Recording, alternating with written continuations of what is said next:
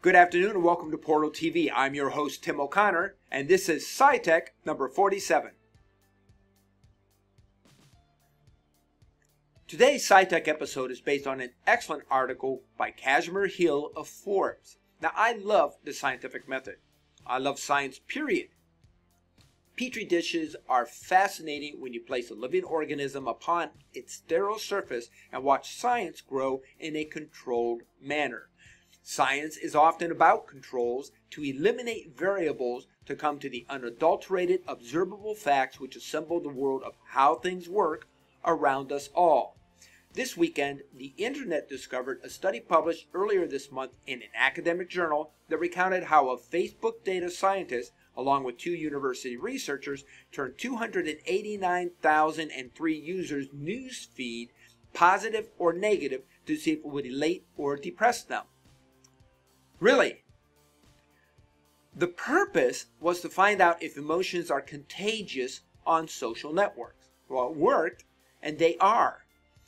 Facebook justification for subjecting unsuspecting users to the psychological mind game was that everyone who signs up for Facebook agrees to the site's data use policy, which has a little tiny itty-bitty line about how your information could be used for research. Some folks simply don't care about any of this. Facebook and advertisers manipulate us all the time. Others, especially in the academic environment, are horrified that Facebook thinks that the little clause in the 9,045-word toss counts as informed consent from a user to take part in a psychological experiment, and that an ethics board reportedly gave that interpretation a thumbs up, which leads most academic commentators dumbfounded. I'm pretty horrified too. This was nothing less than mind manipulation. It was not about selling a product by manipulating our greed buttons. It was about changing the emotional state of people, customers in a non-informed experiment without their knowledge, changing the chemical properties of the brain from happiness to depression or vice versa.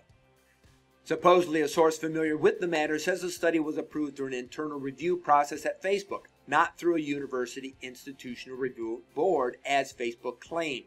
Additionally, Professor Susan Fisk, the editor at the Proceedings of the National Academy of Sciences for the study's publication, says the data analysis was approved by a Cornell Institutional Review Board, but not the data collection.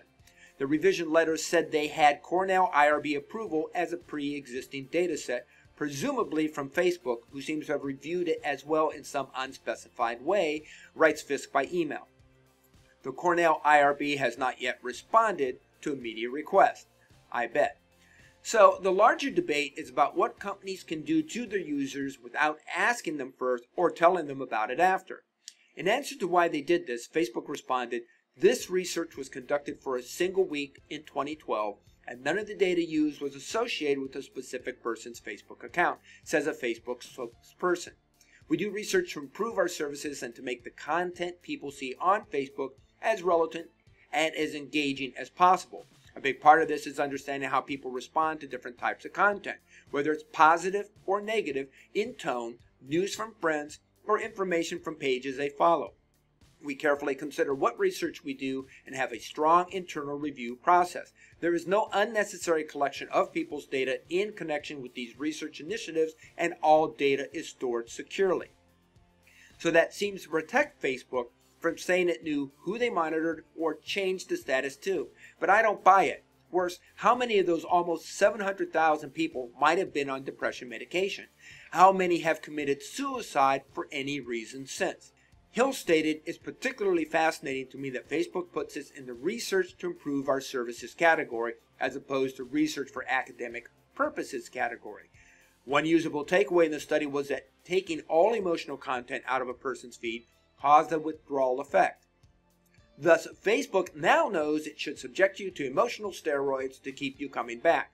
Hill goes on by saying, "It makes me wonder what other kind of psychological manipulation users are subjected to that they never learn about because it isn't published in an academic journal." Now, for any of us with two neurons firing in our brains at the same time, know this of our media and especially during any political discussion anymore. Sadly, people can be easily manipulated, brainwashed into very inaccurate or omitted information if it is repeated enough times, and worse, becomes part of the common knowledge no matter its authenticity. Midday on Sunday, Facebook data scientist Adam Kramer, who helped run the study, also commented on it through a post on his Facebook page. Kramer says essentially that the reason he and his co-researchers did the study was to make Facebook better. We care about the emotional impact of Facebook and the people that use our product, he writes.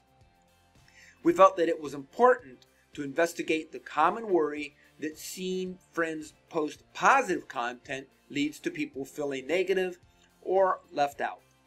At the same time, we were concerned that exposure to friends' negativity might lead people to avoid visiting Facebook.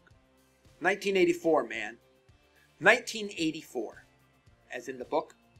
Kramer sounded a wee bit apologetic. In hindsight, the research benefits of the paper may not have justified all of this anxiety. He said that Facebook is working on improving its internal review practices for approving experiments like this, and that it will incorporate what we have learned from the reaction to this paper. Well, based on that comment, based on Kramer's remarks and Facebook's statement, it's evident that the company still doesn't understand the core concern of critics that testing whether users' emotions can be manipulated through content curation is creepy, unethical, and simply wrong, possibly even illegal. Interestingly, the Facebook Emotional Contagion Project, which is what it's called, had funding from the government, the Army Research Office, according to Cornell profile of one of the academic researchers involved, though Cornell has since denied this. Before this story broke, Betsy Habel wrote a relevant post that linguistically elevated the stakes by calling companies' assumption of consent from users as corporate rape culture. The tech industry does not believe that the enthusiastic consent of its users is necessary, wrote Habel. The tech industry doesn't even believe in requiring affirmative consent. What we need is an affirmative checkbox as part of the TOS to say we are okay with such stuff. I think Facebook should have something similar. While many users may already expect and be willing to have their behavior studied, and while that may be warranted with research being one of the 9,045 words in the data use policy, they don't expect that Facebook will actively manipulate their environment in order to see how they react. That's a new level experimentation, turning Facebook from a fishbowl into a petri dish. And that's why people are flipping out about this. What do you think? That's all I have for SyTech today. Now, on to gaming.